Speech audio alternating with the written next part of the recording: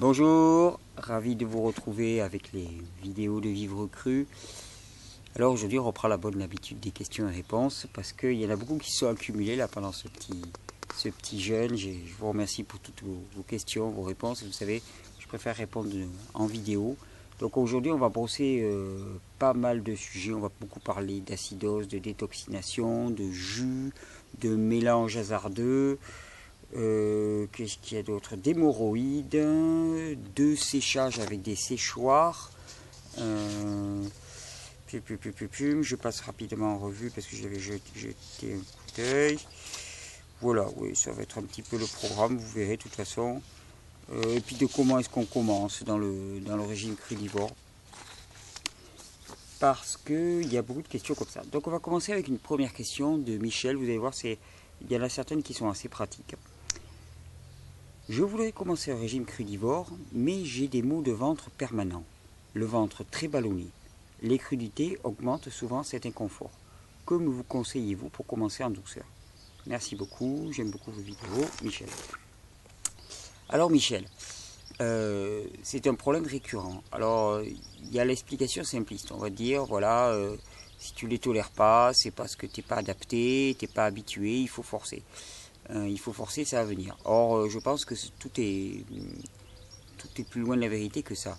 La plupart des personnes, quand elles viennent d'un mode de vie qui n'était pas le plus physiologiquement adapté pour l'individu, ont des intestins qui sont globalement extrêmement irrités. La paroi intestinale est extrêmement irritée. Vous savez, irritation de la paroi intestinale qui conduit finalement à une forme d'hyperperméabilité intestinale qui fait que nombre de produits passent dans le milieu intracellulaire, dans le sang puis dans le milieu intracellulaire alors qu'ils ne devraient pas y passer, donc responsable de toutes nos allergies. Et tout ça, ça vient des attaques acides sur les parois de notre intestin. Donc les parois de notre intestin sont extrêmement irritées. Et qu'est-ce qui va se passer? Eh bien, quand on va prendre les fibres insolubles particulièrement qu'il y a dans les légumes, eh bien, le côté balai intestinal va être trop balayant, on va dire. Trop balayant pour la muqueuse intestinale qui est encore beaucoup trop irritée. Alors, quelle est la solution que je propose à ce moment-là? Eh bien, c'est de ne pas commencer par les légumes intégraux, mais c'est de commencer par les jus. Parce que ça va être le moyen royal pour restaurer la muqueuse intestinale en douceur. Les jus et les fruits. Les fruits mûrs, doux, non acides. Pourquoi? Parce que les fruits contiennent des fibres qui sont dites solubles et non pas des fibres insolubles. Donc qui vont être beaucoup plus douces pour les intestins et qui vont permettre de passer en douceur. Ensuite, si la ration calorique n'est pas suffisante dans un premier temps parce qu'on n'arrive pas à manger assez de fruits, alors il me semble que la solution des légumes cuits à la vapeur est une bonne solution parce que quand on fait cuire à la vapeur, on détruit les fibres, on transforme la cellulose indigeste des fibres en quelque chose de beaucoup plus digeste, c'est le principe même de la cuisson. Moi, c'est ce que je propose au travers des jus de légumes, avec bien d'autres avantages, toutes les pertes qui sont au travers de la cuisson n'ont pas lieu, donc là on a quelque chose de vraiment vivant qui va restaurer. Mais sachez que quand même, des légumes cuits à la vapeur peut être une bonne option et quelque chose de doux pour une transition. Donc dans ce cas-là, si le ventre est très ballonné, alors bon, s'il y a des ballonnements de ventre, c'est qu'il y a aussi des fermentations, je pense. Donc attention au mélange, bien penser. Le melon et la pastèque, on ne mélange avec rien, s'il y a des petites règles comme ça. Les oléagineux, les produits gras, on les prend uniquement avec des légumes et pas avec des fruits mélangés. Le banane avocat par exemple, c'est pas idéal pour les mélanges. Le banane amande non plus. Par contre, le salade amande, voire le concombre, vous voyez, qui est un fruit légume, ça peut passer. Donc voilà les quelques petites règles. Les fruits peuvent se marier entre eux, pas faire trop de mélange. Les légumes peuvent se marier entre eux, pas faire trop de mélange, toujours pareil. Plus on simplifie et mieux ça se passe. L'idéal, bien sûr, pour les personnes qui le désirent, c'est la monodiète, c'est-à-dire un seul aliment. Mais surtout ne pas mélanger les fruits et les produits gras ou les fruits et les produits protéinés, parce qu'alors là, c'est la catastrophe au niveau digestion. Il peut y avoir aussi des problèmes d'infection fongique. Ça serait à voir, est-ce qu'il n'y a pas des candidoses, des choses comme ça qui peuvent apparaître dans les ballonnements. Mais globalement, de toute façon, attaquer avec des jus, ça va être la bonne stratégie, puisque ça va permettre de restaurer tout ça en douceur. Jus, fruits, légumes cuits à la vapeur au besoin pour le confort, et puis pour faire une transition souple en termes d'émotionnel. Je pense qu'on y reviendra, j'ai vu passer un courrier tout à l'heure qui allait aussi dans ce sens-là. Donc voilà Michel, je pense que ça va bien se passer comme ça, et prendre le temps. L'important, c'est pas de se mettre à courir dans une direction et puis de s'essouffler, puis de partir dans une autre, et puis de partir dans une autre. Vous savez, vous avez déjà vu malheureusement les animaux quand ils sont traqués dans l'affolement, ou un humain quand il est dans l'affolement, il part dans une direction, puis ensuite il part dans une autre, puis dans une autre. Et là, finalement, on dépense énormément d'énergie et on n'est pas présent du tout, et il n'y a aucune avancée qui se passe sur le plan de l'être. Ce qui est beaucoup plus intéressant, il me semble, c'est de prendre une direction et de la prendre tranquillement, et de prendre son petit bonhomme de chemin. Qu'il faille un an, un mois, une semaine ou un jour pour mettre en place des réformes de son hygiène de vie, ça n'a strictement aucune importance à l'échelle d'une vie. Ça peut en avoir s'il y a urgence, mais globalement, pour la plupart d'entre nous, ça n'a pas d'importance. Par contre, c'est de prendre la même direction, réduire la voilure un petit peu si ça va trop vite, mais garder toujours le même cap, ça c'est important. Donc voilà pour Michel. Ensuite, un message, il n'a pas voulu que je cite son nom. J'ai fait une très mauvaise expérience hier avec un jus. J'ai fait un jus de pamplemousse avec la peau et 2 melons. Mais à la fin, j'ai vomi 2 fois. Ah oui, si, je ne l'avais pas noté, c'était Joachim, je te salue Joachim. J'ai fait un jus de pamplemousse avec la peau et 2 melons, mais à la fin, j'ai vomi 2 fois et je suis allé aux toilettes. Grosse douleur vers l'intestin côté droit. On m'a dit qu'il ne fallait pas mettre la peau des agrumes, mais je croyais vraiment que celle du pamplemousse, ça pouvait passer. Toxique ou vraiment détox pour le foie? C'est passé, mais sur le moment, c'était invivable. Alors, là-dedans, il y a 2 choses. Peau des pamplemousses, peau des agrumes. À part les peaux des citrons, c'était à proscrire totalement. Pourquoi? Parce que les peaux des agrumes contiennent des huiles essentielles. Je l'avais parlé dans une vidéo sur les plantes. Ce qui rend quelque chose toxique ou non toxique, c'est uniquement la dose. Donc on qualifie de toxique un produit qui est extrêmement concentré en tel type de produit actif. Et les huiles essentielles présentes dans les peaux d'agrumes le sont en très grand nombre.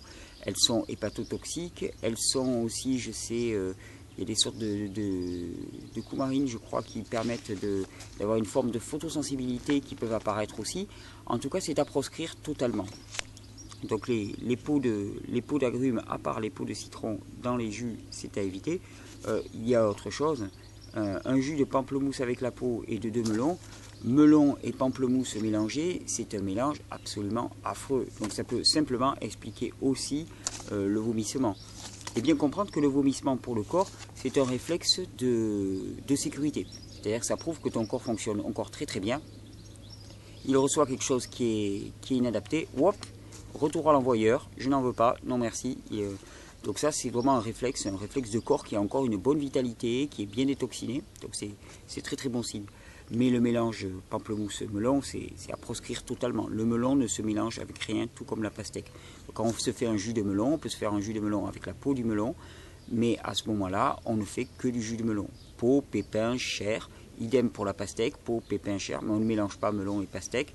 Enfin, on ne mélange pas. Je vous propose de ne pas mélanger parce que vous risqueriez des expériences hasardeuses. Mais après tout, c'est comme ça qu'on apprend. Donc voilà pour Joachim. Ensuite, une question sur les déshydrateurs.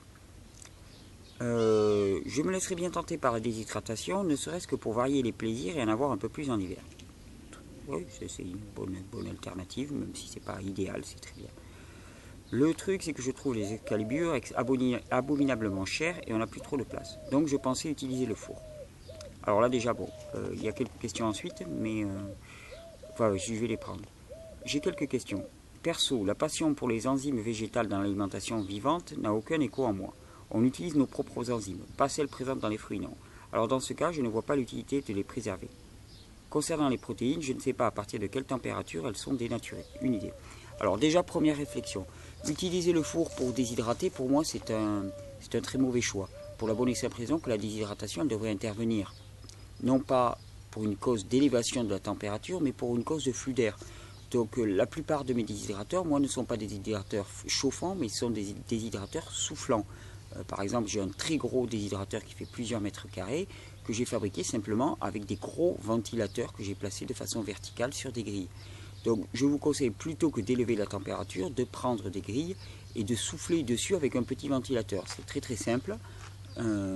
Alors c'est plus long, bien sûr que c'est plus long qu'une déshydratation au four, mais ça permet d'avoir un produit qui est tout à fait conservé au niveau de ses qualités nutritives, au niveau de sa saveur et surtout au niveau de la conservation. Donc ça n'a strictement rien à voir. Il y a un modèle là qui est évoqué, c'est l'Excalibur, abominablement cher. C'est vrai qu'il est très très cher. Je tiens à dire quand même que c'est un appareil exceptionnel qui n'a rien à voir avec les autres, puisque j'en ai un aussi. Et voilà, mais je comprends le prix est très cher, mais c'est justifié par la qualité du produit. Donc ça, c'était une petite anecdote. Ensuite, donc la passion pour les enzymes végétales dans l'alimentation vivante n'a aucun écho en moi. Tiens donc. On utilise nos propres enzymes, pas celles présentes dans les fruits. Non. Alors, qu'est-ce que c'est qu'une enzyme? Qu'est-ce que c'est qu'une enzyme? Parce que là, je crois qu'il y a un petit mélange, là, c'est pour ça que cette question m'intéressait. Qu'est-ce que c'est qu'une enzyme? Une enzyme, c'est une protéine qui va avoir une action catalytique. C'est-à-dire qu'elle va réaliser une réaction. Alors, les enzymes digestifs de l'être humain, effectivement, ne sont pas les enzymes présents dans le produit qu'il digère à ce moment-là. Les enzymes digestifs de l'être humain sont composées au cœur de nos cellules à partir de notre ADN qui recompose les acides aminés fournis par notre alimentation. Mais notre alimentation fournit des acides aminés. Et que sont les enzymes présents dans les fruits et les légumes sinon des acides aminés? Donc les acides aminés, les enzymes présents dans les fruits et les légumes sont nécessaires au bon fonctionnement de l'individu, puisque quand on dit enzyme, on dit acide aminé. C'est assez amusant parce qu'on parle souvent de lipides, glucides, protéines, et puis après minéraux, vitamines. Voilà, on a l'impression qu'il n'y a que ça. Mais les protéines, en fait, on s'en fiche un petit peu. C'est des acides aminés. Les enzymes sont des acides aminés. Et les lipides, on s'en fiche un petit peu. Ce sont des acides gras. Et il y a différents types d'acides gras. Et on en trouve sous différentes formes. Et ainsi de suite sous les sucres. Donc on fait des catégories, des grosses catégories. Puis on dit ça j'en veux pas, ça j'en veux telle quantité, ça j'en veux pas. On joue un peu à la marchande. Mais là ça marche pas. Ça marche pas. Donc la passion pour les enzymes végétales, ben, je l'ai la passion pour les enzymes végétales parce que je sais qu'une forte proportion d'enzymes végétales, donc d'acides aminés directement assimilables dans nos organismes, d'autant plus directement assimilables que nous avons souvent des intestins, une assimilation qui est en berne, donc il vaut mieux passer sur des formes simples plutôt que des formes complexes de protéines à chaîne longue, telles que celles qu'on va trouver dans les produits animaux. Et bien moi j'ai la passion aussi. Donc on utilise les enzymes présentes dans les fruits. Pas pour les digérer eux directement, mais parce qu'on décompose ces enzymes en acides aminés et qu'on recompose des enzymes à partir de ça. Donc l'utilité de les préserver, moi je la vois. C'est surtout que de toute façon, ce que je voulais te dire, c'est que si tu déshydrates au four, ton produit il sera cuit, il ne sera pas cru. Il sera cuit, il ne sera pas cru. Donc les sucres, réaction entre les protéines et sucres, formation de molécules de Maillard, à moins que tu sois à moins de 100 degrés, bien sûr. Mais les molécules de Maillard se forment au-delà de 40 degrés de toute manière. Elles se forment même à 30 degrés, mais la question c'est à quelle proportion. Concernant les protéines, je ne sais pas à partir de quelle température elles sont dénaturées. À partir de 80 degrés à peu près, les protéines sont dénaturées. Il suffit de voir de toute façon pour savoir à quelle température une protéine est dénaturée. Ben, tu prends un blanc d'œuf, tu le mets dans ton four en même temps que tu fais sécher tes légumes ou tes fruits et tu vois ce que devient ton blanc d'œuf durant le séchage. Si ton blanc d'œuf coagule, ben, tu sais que les protéines ont été transformées puisque le blanc d'œuf c'est de la pure protéine et quand un blanc d'œuf passe de l'état liquide à l'état gélatineux, un petit peu visqueux, solide, vous voyez bien ce qui se passe au niveau des liaisons entre les différents acides aminés. On avait des liaisons très souples et ça devient des liaisons beaucoup plus solides. Donc cette histoire de séchage, je déconseille de sécher au four, je conseille plutôt un séchoir. Et on utilise les enzymes des fruits et légumes, heureusement, parce que sinon je ne vois pas pourquoi on en mangerait. Ensuite, donc là une question un peu plus physiologique. Salut Thierry, j'ai cherché sur ton blog de l'info à propos des hémorroïdes. Je n'ai pas trouvé... Oui, ça fait rire quelqu'un. Il y a quelqu'un qui a des problèmes aussi d'hémorroïdes, visiblement. Bon, ça va. C'est récurrent, donc, visiblement. Salut Thierry, j'ai cherché sur ton blog après de l'info à propos des hémorroïdes. Je n'ai pas trouvé. Tu en parles peut-être. Si tu as de l'info, je veux bien. Ouais, mais ça fait souvent sourire les gens parce qu'en fait, il y a beaucoup de gens qui ont ce problème-là, mais c'est extrêmement tabou. Vous savez, le pipi, caca, tout ce qui est anus, rectal dans nos sociétés, c'est un petit peu tabou. Alors, je suis sujet de façon chronique. Je traite avec de l'aloe vera. C'est pas un traitement, c'est un soulagement. Ça camoufle, mais ça revient plus tard, effectivement. Je ne comprends pas vraiment ce phénomène des hémorroïdes et comment le soigner réellement. C'est assez tabou, faut dire. Je pense qu'énormément de gens y sont sujets. Donc voilà, je trouve que ça pourrait faire partie d'une de tes vidéos. J'ai été 1 an crudivore, puis je suis revenu à l'alimentation végétalienne pendant 1 an, et là, depuis peu, je reviens à une alimentation frugivore et crue. J'ai acheté un super extracteur que j'adore, c'est magnifique, et grâce à toi, je ne regrette pas mon achat. En tout cas, merci encore. Et donc, c'est Mister K. C'est Mister K. Donc, Mister K. Les hémorroïdes. Les hémorroïdes, globalement, c'est assez simple à comprendre.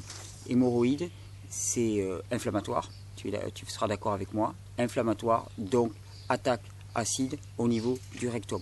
Aussi simple que ça. Alors pourquoi est-ce que c'est ces tissus qui sont touchés? Bien parce que ces tissus sont très fins. La muqueuse rectale est très très fine. Ça dépend des prédispositions génétiques des individus.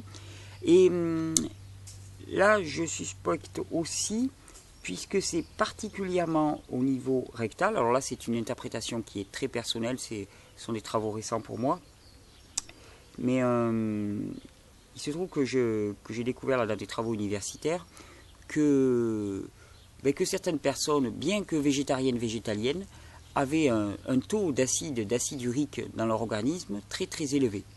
Or, les hémorroïdes et l'acide urique, ça peut être fortement lié.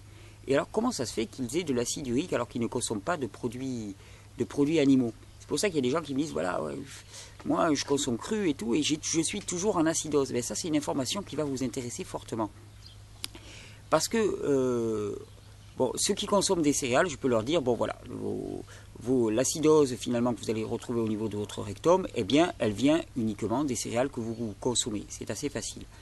Par contre, celles qui mangent uniquement des fruits et des légumes depuis longtemps, elles me disent, voilà, je suis toujours en acidose et ça ne change pas. Alors, comment ça peut se faire? Et il se trouve que par corrélation, on remarque que chez ces personnes, il y a aussi souvent des problèmes d'infection fongique de type candida. Or, ces dits champignons, ces dites infections fongiques, eh bien, lors de leur métabolisme, lors de leur fonctionnement cellulaire, de leur respiration, ces champignons produisent énormément d'acide et d'acide urique particulièrement. Et donc on peut trouver finalement de l'acide urique comme chez des consommateurs de viande, chez des personnes qui n'en consommeraient absolument pas. Pourquoi? Parce qu'ils ont une infection massive avec des champignons et des levures. Donc là, ça peut être aussi le cas, parce que comme ces champignons et ces levures se situent dans l'intestin, eh bien l'anus finalement et tout le rectum vont être un endroit où ces acides vont se déverser de façon privilégiée. Donc de toute façon, hémorroïde égale acidose, inflammation, ulcération égale acidose, gastrite, ulcère d'estomac, hémorroïde, j'en passe et des meilleurs, j'ai pas tout en tête, que ce soit des ulcérations extérieures ou intérieures, des échauffements, des inflammations, tout ça, c'est le signe de l'acidité globale de l'organisme. Et donc la solution, vous l'avez vu, détoxiner, alcaliniser et régénérer. Donc voilà Monsieur K, voilà ce que je peux te proposer. Donc si tu mets en place un régime de fruits et de légumes, eh bien c'est parfait. C'est parfait. Une bonne détoxination pourrait être aussi une très très bonne idée. Et si je ne me trompe pas sur l'identité de cette personne, je pense que ton frère peut te montrer la voie. Donc voilà, une bonne détoxination. Et alors en sachant que quand tu vas détoxiner, si tu as des hémorroïdes, il va y avoir un problème parce que l'intestin détoxine énormément d'acide. Si c'est déjà très très enflammé, donc il faudra penser à dériver, donc penser au sauna, des choses comme ça. Si tu n'es pas sujet aux ulcérations de la peau, pensez à faire sortir par la peau plutôt que par le rectum. Ça peut soulager aussi un petit peu. Voilà. Ensuite, des questions de Dolly, plusieurs questions. Dans une de tes vidéos, donc là on redevient dans le côté pratique. Dans une de tes vidéos, je ne me souviens plus de laquelle, tu parles. Tu dis, quand on ne peut pas supporter un aliment, ça veut dire, par exemple, le céleri. Point d'interrogation. Alors, quand on ne peut pas supporter un aliment, j'avais donné l'information, souvent c'est que cet aliment réalise, est potentiellement sujet à réaliser des réactions de détoxination trop fortes pour notre organisme. Vous savez, quand on parle d'empoisonnement, l'empoisonnement, c'est souvent une question de dose. On a tendance vraiment trop à raisonner de façon binaire dans notre monde. C'est bon ou c'est mal, c'est bon ou c'est mauvais. En fait, c'est souvent une question de dose. Imaginons, vous prenez un tout petit bout d'ail, par exemple. Eh bien, ça va être bénéfique, vous allez vous sentir bien, ça va augmenter la circulation sanguine, ça va avoir un effet tonique cardiaque fabuleux. Et puis on commence à croquer des têtes d'ail et des têtes d'ail. Qu'est-ce qui se passe? On commence à pleurer, des larmes nous montent aux yeux, on n'en peut plus, on est agressé de toutes parts. Eh bien, c'est juste une question de dose. Et c'est à peu près pareil pour tous les produits. Sauf que certains produits agissent au niveau infinitésimal. Donc, par exemple, le céleri c'est un produit intéressant parce que le céleri, il a énormément de sels minéraux. Donc, peut-être qu'actuellement, c'est un petit peu trop fort. C'est un petit peu trop fort pour cette personne. Donc, le meilleur conseil, qu'est-ce que c'est? Je vous en ai parlé, c'est une approche homéopathique. C'est une approche homéopathique et tout ça, je l'ai appris auprès des personnes qui m'ont appris les notions d'instinct, notions excellentes, extraordinaires de l'instinct, et que je remercie toujours ces personnes de m'avoir apporté cet outil, parce que c'est pas parce qu'on a une aversion pour un aliment qu'il ne faut pas le goûter de temps en temps. Et un petit peu comme par petite touche homéopathique, ça nous permettrait de doucement habituer l'organisme, réaliser doucement les petites réactions de détoxination. Et un jour, on va avoir un phénomène dit de déblocage. C'est-à-dire que le corps, il va se mettre à apprécier cet aliment. Et à ce moment-là, ça sera parti. Donc, le céleri, en grignoter un tout petit peu de temps en temps, ou en mettre un tout petit peu dans les jus de temps en temps, et ensuite ça se débloquera. Mais une aversion pour un produit, c'est souvent une réaction de détoxination trop forte potentielle. Ensuite, tu dis également que l'on peut manger la pastèque et la peau. Quand tu dis cela, est-ce que c'est seulement le jus ou est-ce qu'on peut en faire un smoothie au blender? Alors, on peut la manger, on peut la croquer. Moi, ça m'arrive de la croquer. La seule chose, c'est qu'il y a certaines celluloses, donc ça va vraiment dépendre du potentiel digestif de la personne. Attention, ça peut être un petit peu irritant pour les intestins. Donc, il n'y a aucun danger à la manger. Le seul danger, c'est d'avoir les intestins passablement irrités par cela. Par contre, ensuite, la question... Par exemple, ce matin, j'ai mis dans mon blender graines de tournesol germées, bananes, fraises, pastèques, orties, pissenlit, algues. Alors là, le suite de la question m'intéresse beaucoup. Graines de tournesol germées, bananes, fraises, pastèques, orties, pissenlit, algues. Et est-ce que c'est bien passé? J'ai quelques doutes. Un mélange comme ça, quand même, j'aurais tendance à le déconseiller fortement. Gardez vos jus simples, gardez vos repas simples.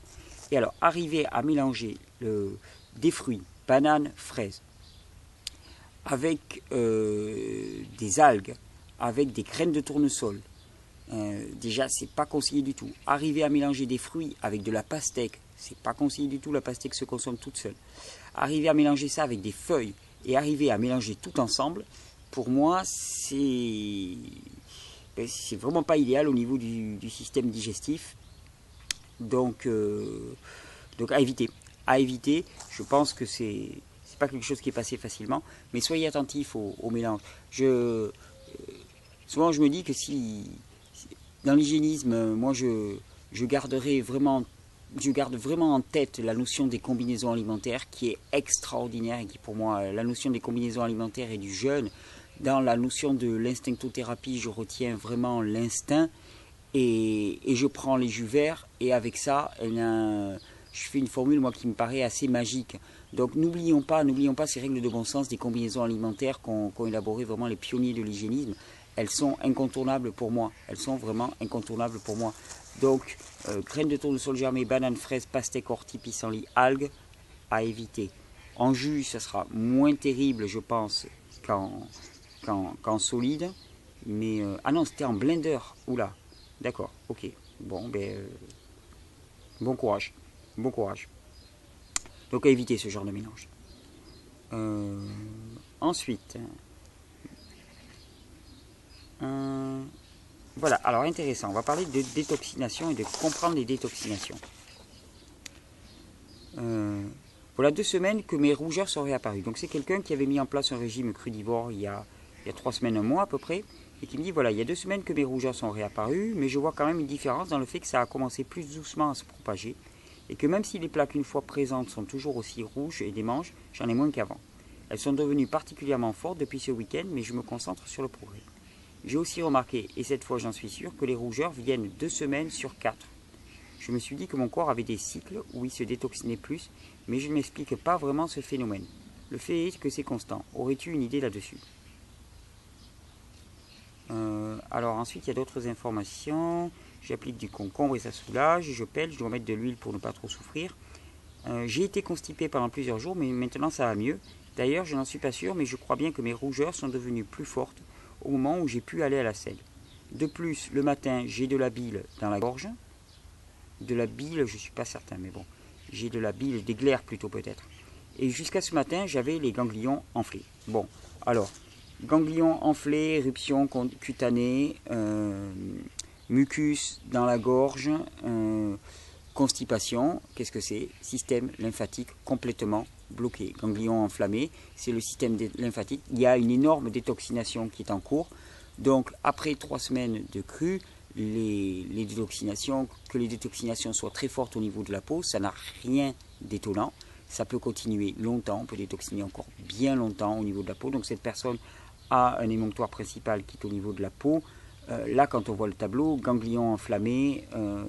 Le meilleur conseil que je donnerais, c'est dériver en faisant des saunas, en faisant, bon, on ne peut pas brosser à sec la peau de toute façon parce que si la peau est ulcérée, un petit peu d'exercice physique pour faire travailler les poumons, soulager les intestins peut-être, parce que alors s'ils sont constipés, ça va ralentir encore la détoxination, donc soulager les intestins. En même temps, si le corps amène à une constipation, ça peut venir du fait qu'il y a des processus de nettoyage en cours qui sont trop violents, et donc il ralentit le processus de passage des aliments crus dans l'intestin, de manière à ce que les détoxinations ne se fassent pas trop fort. Alors peut-être qu'il faudrait un petit peu calmer le jeu, revenir à une alimentation, réintroduire un tout petit peu de cuit et y aller plus doucement, si c'est trop inconfortable pour toi. Si pour toi c'est bon, ben, tu passeras par cet inconfort, mais tout ça, ça parle de système lymphatique complètement obstrué.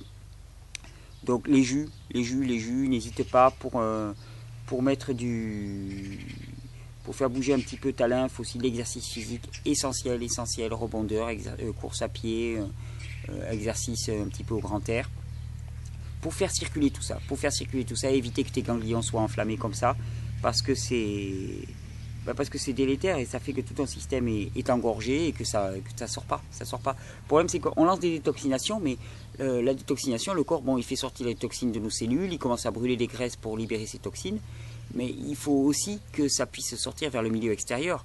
Donc ça dépend de notre foie, et puis notre foie il fait ce qu'il peut avec la vitalité qu'il a. Ça dépend de nos reins, donc boire assez. Ça dépend de notre motricité intestinale, ça dépend de notre capacité pulmonaire. Donc tout ça c'est à travailler conjointement et pas faire aller quelque chose plus vite que l'autre, parce que sinon eh bien, on se trouve face à pas mal de désagréments. Donc voilà, c'était Matt de Suisse. Ensuite,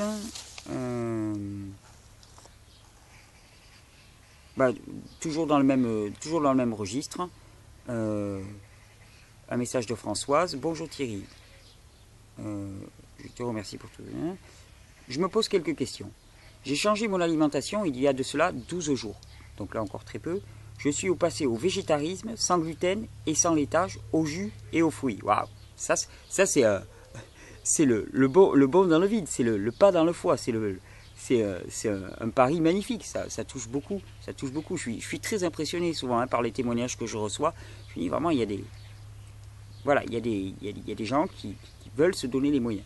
Bah, des fois un peu vite. Et bon, il y a des, j'ai du mal avec les fruits, ils me donnent des nausées, alors que je supporte très bien le jus vert. Qu'est-ce qui se passe? Je vous l'avais dit, les jus de fruits très détoxinants, les jus verts plus alcalinisants. D'après ce que je lis, je suis passé au végétarisme sans gluten et sans laitage aux jus et aux fruits.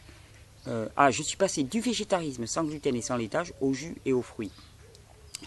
Trop détoxinant, je dirais. Si les jus verts vont bien, nausées, réaction de défense de l'organisme. Si les jus verts vont bien, jus vert. Alors attention, bien sûr, il va falloir trouver quand même une source énergétique. Donc je suis étonné que parmi les fruits, il y en a qui sont plus ou moins détoxinants. Donc il va y avoir des fruits doux qui vont permettre un petit peu de passer ça plus en douceur. Mais les jus verts, sinon si la personne a un petit peu de surpoids, un petit peu de marge, pourquoi pas, peut-être que le corps, vous savez, le corps il ordonne ses cycles, ses détoxinations et ses rythmes, c'est lui-même, nous on ne décide pas grand-chose là-dedans, quelque part on a qu'à suivre, et écouter. Donc là, s'il y a du mal avec les fruits et que c'est que les jus verts, tant que l'énergie est là et qu'on peut s'alimenter avec des jus verts, parfait. De toute façon, il y a des gens qui fonctionnent avec des jus, j'ai lu le témoignage d'une personne qui a fait plus de 300 jours à ne consommer que des jus, ce qui est très impressionnant. 300 jours, c'est presque une année, à ne consommer que des jus. Elle est partie pour faire une année de jus, uniquement liquide, et des jus principalement verts, à ce que je crois. Donc voilà, c'est possible, et visiblement cette personne s'en portait très bien. Donc s'il n'y a que les jus, il faut écouter le corps. Il faut écouter le corps et laisser faire. Alors ensuite, bon celle-là elle est un petit peu longue, je la reprendrai ensuite.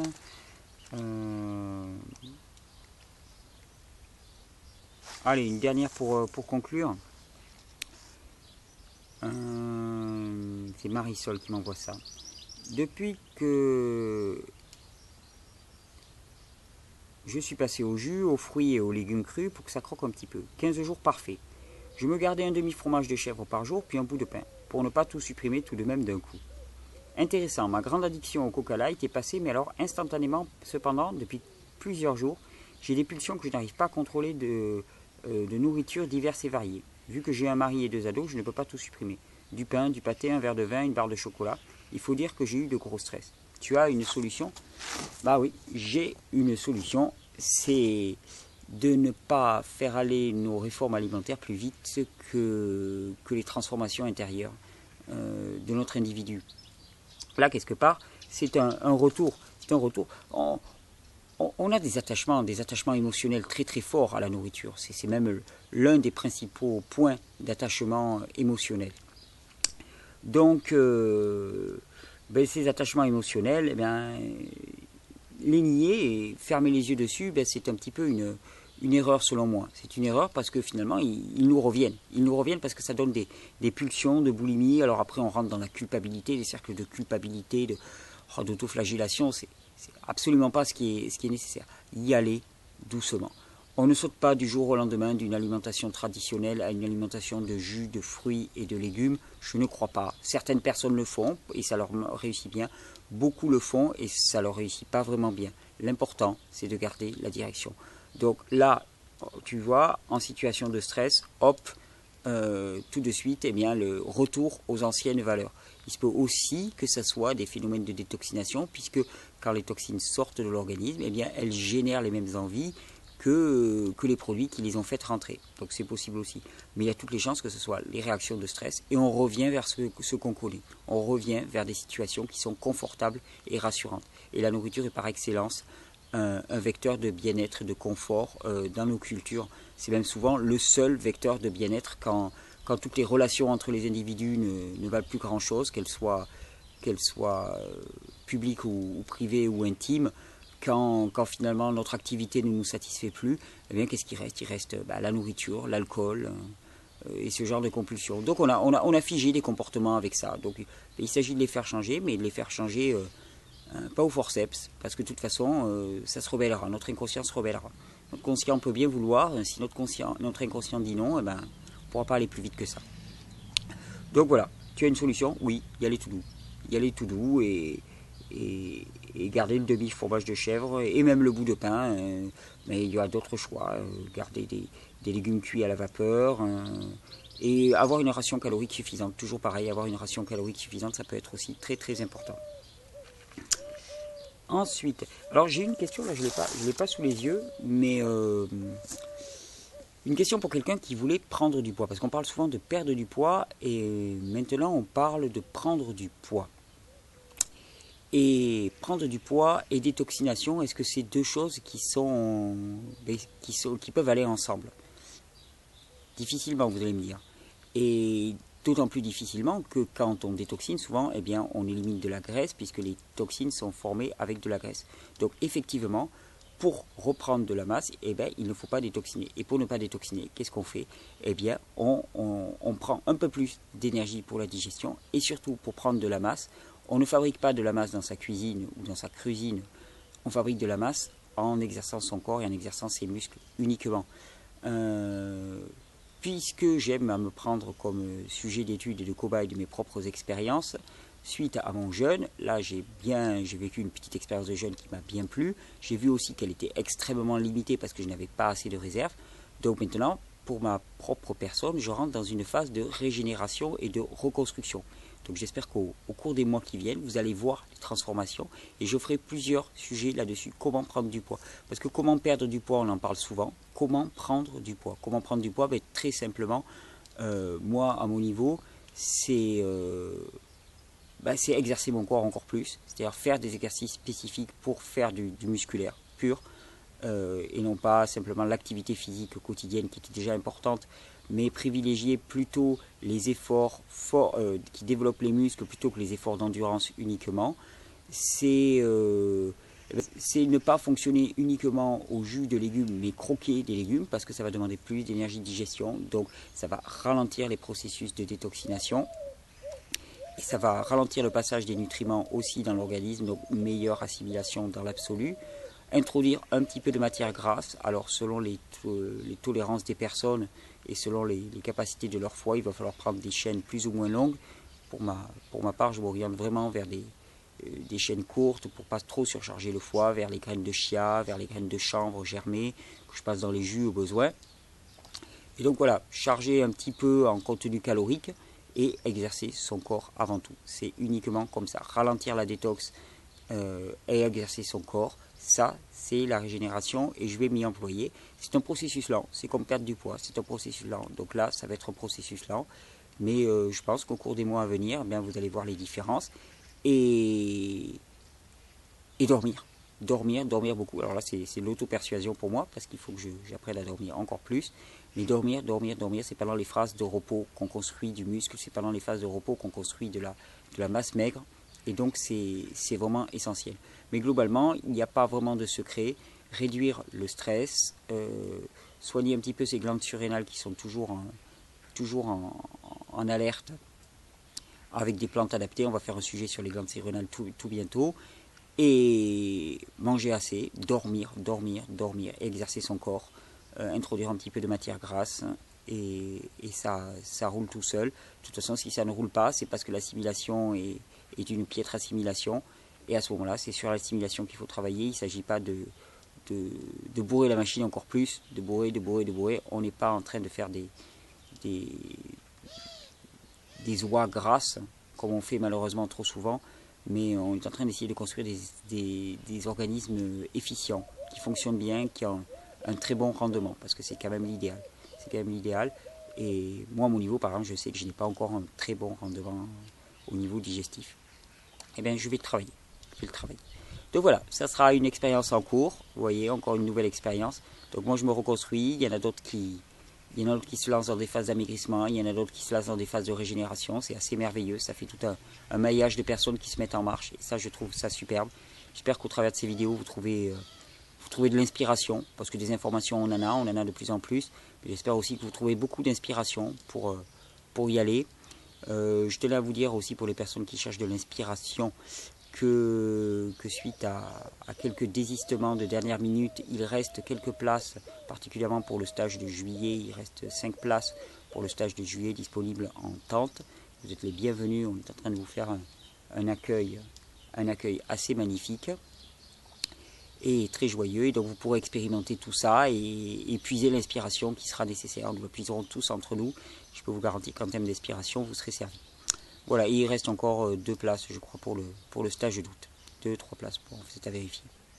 Contactez-moi si vous voulez savoir. Je vous remercie pour votre écoute, je vous remercie pour toutes vos interactions, pour tous ces échanges. Je vous souhaite une très belle, une très douce journée. Je vous souhaite vraiment de trouver dans cette vie l'inspiration pour aller au-delà des peurs, pour aller au-delà de ce qu'on croit être notre carcan traditionnel, pour aller vers les autres, pour aller vers l'autre, pour aller vers soi-même et pour aller vers l'autre, pour rayonner en fait, pour donner fruit, Moi je suis obsédé par cette notion de donner fruit. Chaque être humain doit porter fruit, comme chaque plante dans la nature porte fruit. Alors portons fruit tous ensemble, portons fruit et portons des fruits lumineux. J'espère que j'ai pas trop cligné de l'œil dans ces vidéos, j'avais envie de partager cette belle lumière du matin sur la Catalogne. Portons fruit les amis. A très bientôt avec les vidéos de Vivre Cru.